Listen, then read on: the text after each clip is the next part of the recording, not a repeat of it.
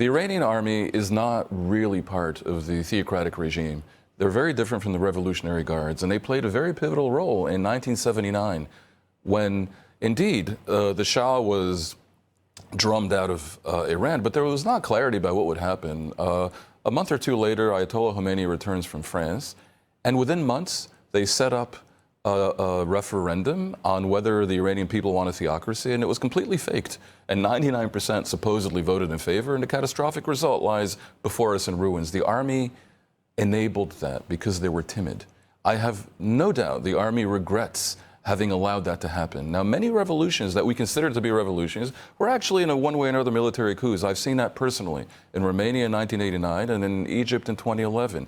Usually, in reality, it's the army betraying the dictator. In theory, that could happen in Iran as well, and Trump's actions and statements may give them something to think about. I think that Trump learned a lot from Israel's type of prowess. It's not that I'm saying that the Israeli army is more mighty than the American army. No, it's not. But there is something about the calculations about how you do a strike. And, you know, he said there were 150 aircraft, whatever. Israel also prepared in that way, in a clever way. And I think that the U.S. Army learned a lot from Israel and maybe was even along the way coordinating it to some extent. Well, where Israel excels is in covert operations that require cleverness and not necessarily scale. Right. America's advantage, of course, is scale. So Israel's actions over the past several years, its successes, really have been victories of that sort. And it shows a kind of daring and cleverness that also, alongside the PR hit that Israel took in the past 2 years, have created a lot of admiration. This type of landscape, where you're talking about covert operations and various little skullduggeries, as opposed to a military invasion, need to be kept secret, need to be kept to a tight circle. Like Ruthia, I'm almost sure that Netanyahu was told about it at Mar-a-Lago, but I can't prove it. But of course, the timing strongly suggests it.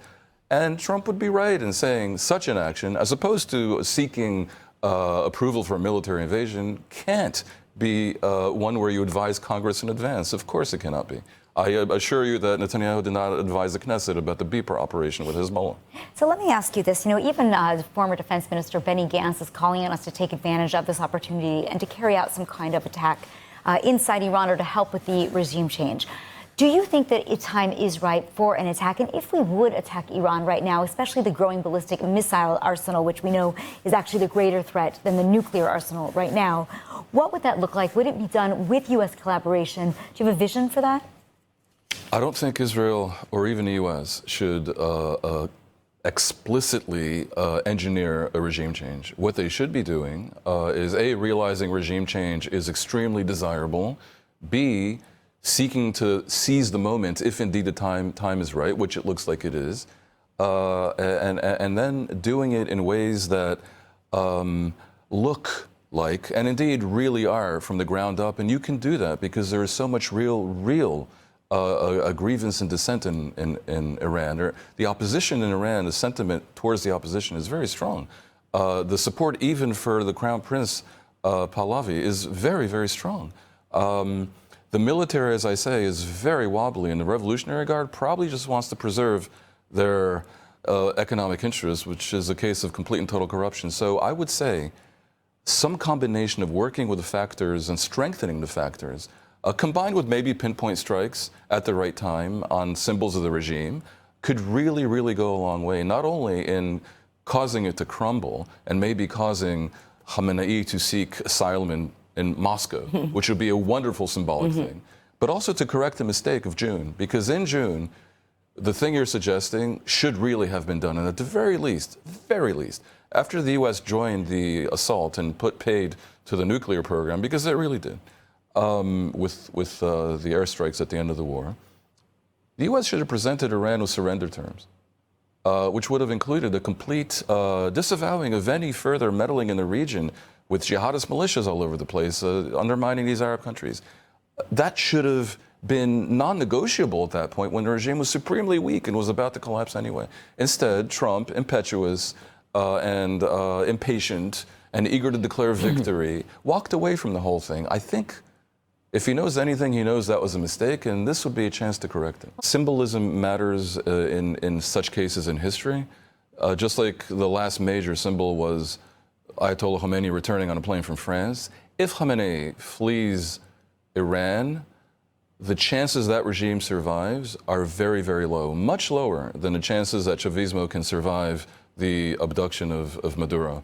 Khamenei is such a symbol that, and the regime is so brittle anyway, that his departure would probably mean a very quick military coup and some version of Pahlavi returning or the opposition returning, massive Western influx, helping the country with investments and with intelligence operations.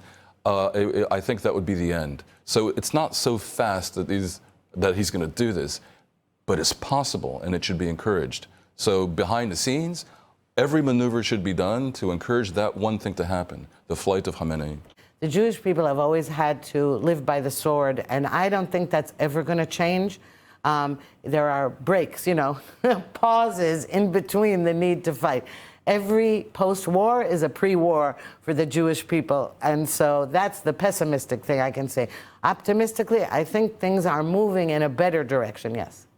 And 30 seconds, Dan, do you agree or disagree? Give me that 30-second vision. It's very difficult to conceive of the likes of Trump and Netanyahu.